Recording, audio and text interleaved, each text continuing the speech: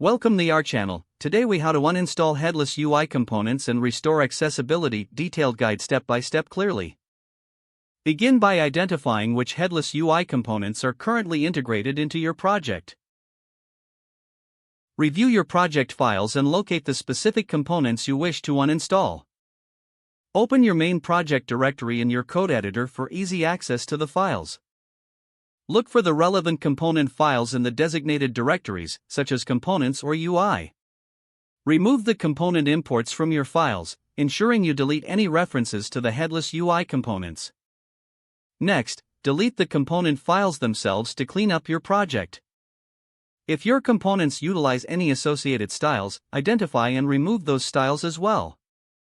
After removing the components, review your application to ensure there are no broken imports or missing elements.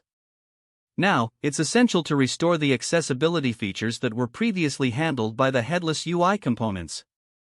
Consider what accessibility attributes or roles were automatically supplied by the components. Incorporate these attributes manually into your new components to ensure compliance with accessibility standards. Review your application to confirm that keyboard navigation and screen reader compatibility are functioning as intended. Test each component thoroughly to tackle any accessibility issues that may have emerged during the transition. Implement thorough documentation to note the changes made during uninstallation and accessibility restoration. Finally, conduct user testing with a focus group to gather feedback on the accessibility of your updated components. If the page does not load, refresh the browser or try again in a private or incognito window. Make sure you are using the correct email address, then retype it carefully to avoid small typos. If your password is not accepted, use the reset option and create a new strong password you can remember. Check your spam folder for verification or security emails, then complete any. Enable two-factor authentication if available to improve account security and reduce unauthorized access risk.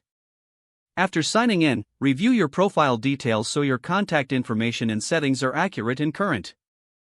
If you see an error message, note it down and try again after restarting your device and internet connection.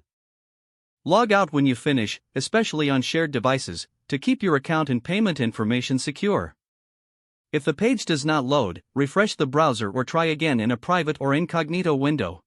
Make sure you are using the correct email address, then retype it carefully to avoid small typos.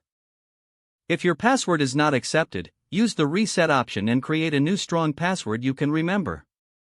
Check your spam folder for verification or security emails, then complete any requested confirmation steps. Enable two-factor authentication if available to improve account security and reduce unauthorized access risk. Don't forget to like this video and subscribe to our channel for more step-by-step tech guides.